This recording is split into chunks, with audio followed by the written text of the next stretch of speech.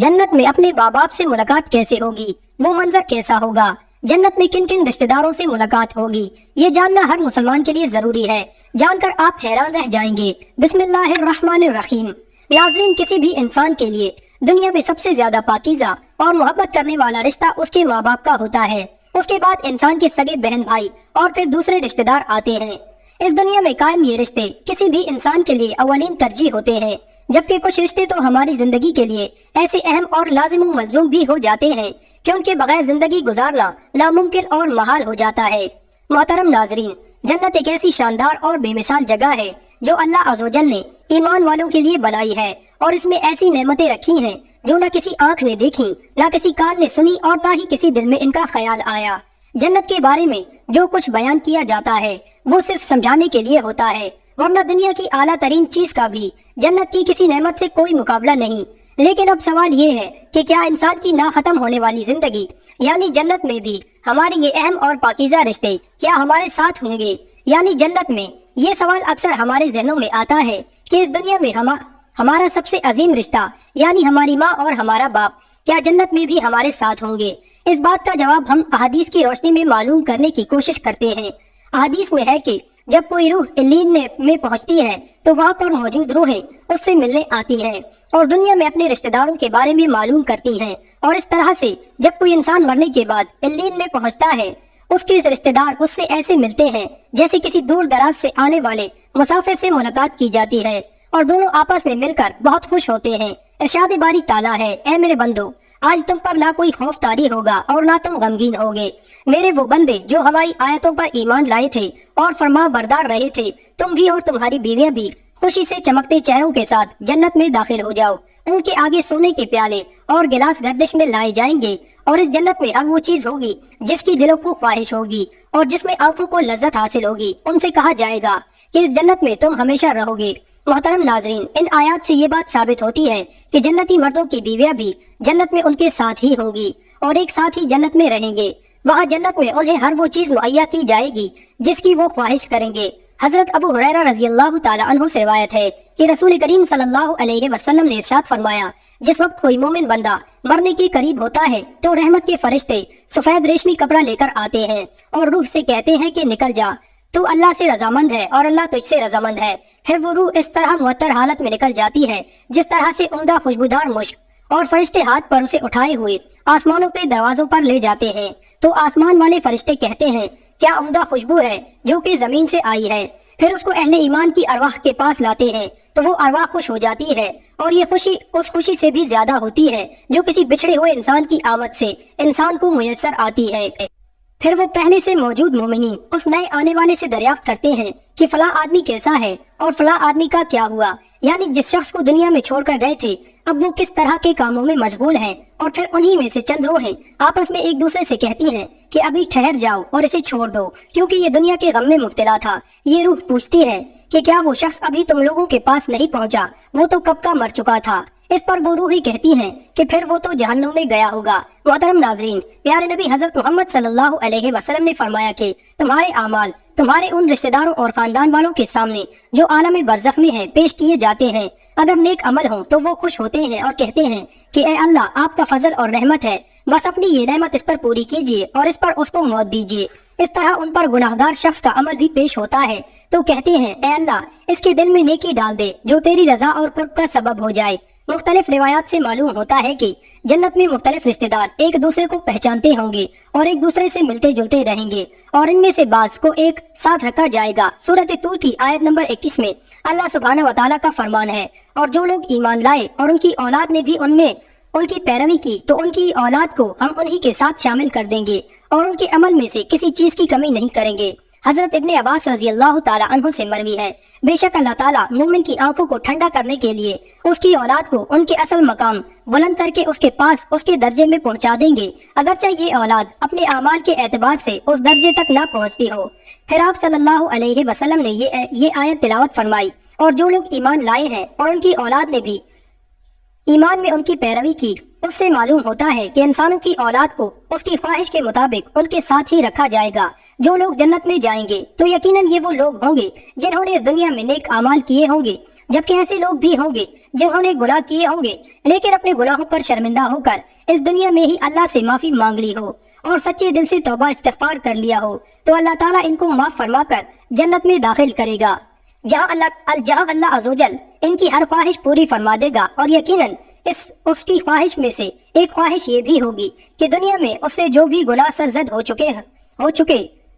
ہوں یا کوئی گناہ والے اعمال اس نے کیے ہوں تو اس سے وہ تمام اعمال بھلا دیے جائیں، کیونکہ جنت امن اور سکون کی جگہ ہوگی جہاں منفی خیالات اور غم غصے کی کوئی گنجائش نہ ہوگی، اور ایک مومن اور جنتی کے لیے ہر طرف خوشحالی ہی خوشحالی ہوگی، جیسا کہ سورۃ بقرہ آیت نمبر 25 میں ارشاد باری تعالیٰ ہے، اور جو لوگ ایمان لائے اور نیک عمل کرتے رہے ان کو خوشخبری سنا دو کہ ان کے لیے جنت کے باغ ہیں جن کے نیچے نہریں بہہ رہی ہیں، جب انہیں ان میں سے کسی قسم کا کھانا کھانے کو دیا جائے گا تو کہیں گے یہ تو وہی ہے جو ہم کو پہلے بتایا گیا تھا، اور انہیں ایک دوسرے کے ہم شکل بھی دیے جائیں گے اور وہاں ان کے لیے پاک بیویاں ہوں گی اور وہ جنت میں ہمیشہ رہیں گے۔ محترم ناظرین، ایک اور حدیث میں ہے کہ رسول اللہ صلی اللہ علیہ وسلم نے فرمایا، جب اہل جنت میں داخل ہوں گے اور ان میں سے کسی کو اپنے بھائیوں اور رشتہ داروں سے ملنے کی خواہش ہوگی تو اس کا بستر اسے اڑا کر ان کے بستروں کے برابر پہنچا دے گا، اور پھر دونوں تکیہ لگا کر دنیا میں گزرے ہوئے دنوں کے بارے میں باتیں کرنے لگیں گے۔ ان میں سے ایک اپنے ساتھی سے کہے گا کہ اے فلاں، تمہیں یاد ہے کہ اللہ نے فلاں دن اور فلاں جگہ پر ہماری مغفرت فرمائی تھی، ہم نے اللہ سے دعا کی تھی اور اللہ نے ہمیں مغفرت کا پروانہ عطا فرما دیا تھا۔ رسول کریم صلی اللہ علیہ وآلہ وسلم کے مزاج مبارک کے بارے میں متعدد احادیث مبارکہ میں بیان کیا گیا ہے کہ آپ صلی اللہ علیہ وآلہ وسلم انتہائی شگفتہ مزاج تھے اور نرمی اور محبت سے اور مسکرا کر بات کیا کرتے تھے، تاہم کئی بار آپ صلی اللہ علیہ وسلم بے اختیار ہنس بھی دیتے تھے، مگر یہ اس وقت ہوتا جب آپ صلی اللہ علیہ وآلہ وسلم آخرت کے حالات بیان فرما رہے ہوتے تھے۔ امام اسقلانی رحمۃ اللہ علیہ فرماتے ہیں، یہ کہا گیا ہے کہ آپ صلی اللہ علیہ وسلم صرف آخرت کے امور میں ایسا کرتے تھے، اگر کوئی معاملہ دنیا سے متعلق ہوتا تو اس پر آپ صلی اللہ علیہ وسلم صرف تبسم فرمایا کرتے تھے۔ آپ صلی اللہ علیہ وآلہ وسلم نے ایک بار صحابہ کرام کو یہ آگاہ کیا کہ روز محشر جب کسی کو جہنم سے نکال کر جنت میں بھیجا جائے گا تو اس کی حالت کیا ہوگی۔ اس پر آپ صلی اللہ علیہ وسلم نے ہنس کر واقعے کا احوال بیان کیا۔ بخاری شریف اور مسلم شریف میں یہ متفقہ حدیث مبارک یوں بیان کی گئی ہے۔ حضرت عبداللہ بن مسعود رضی اللہ تعالی عنہ سے روایت ہے کہ حضور نبی کریم صلی اللہ علیہ وسلم نے فرمایا، مجھے اچھی طرح معلوم ہے کہ سب سے آخر میں جہنم سے کون نکالا جائے گا، یہ سب سے آخر میں کون جنت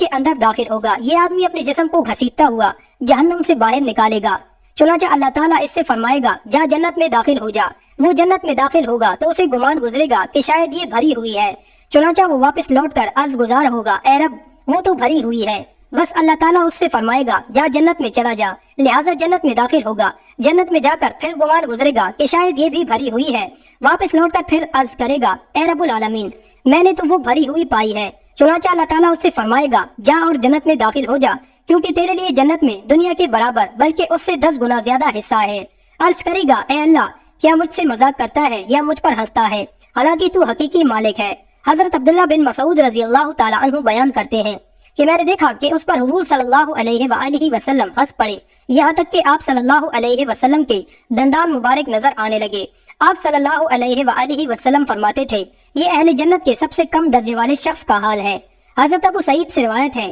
کہ رسول اللہ صلی اللہ علیہ وسلم نے فرمایا، جو آدمی سب سے آخر میں جنت میں داخل ہوگا وہ گرتا پڑتا اور گھسیٹتا ہوا دوزخ سے اس حال میں نکلے گا کہ دوزخ کی آگ اسے جلا رہی ہوگی، پھر دوزخ سے نکل جائے گا تو پھر دوزخ کی طرف پلٹ کر دیکھے گا اور دوزخ سے مخاطب ہو کر کہے گا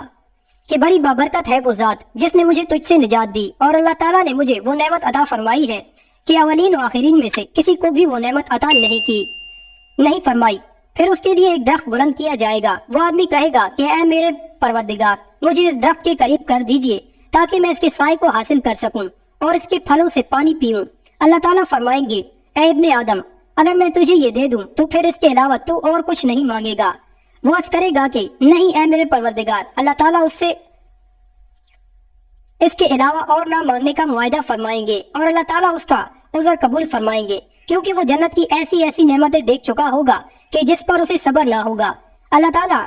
اسے اس درخت کے قریب کر دیں گے، وہ اس کے سائے میں آرام کرے گا اور اس کے پھلوں کے پانی سے پیاس بجھائے گا۔ پھر اس کے لیے ایک اور درخت ظاہر کیا جائے گا جو پہلے درخت سے کہیں زیادہ خوبصورت ہوگا، وہ آدمی عرض کرے گا اے میرے پروردگار مجھے اس درخت کے قریب فرما دیجئے تاکہ میں اس کا سایہ حاصل کر سکوں اور اس کا پانی پی سکوں،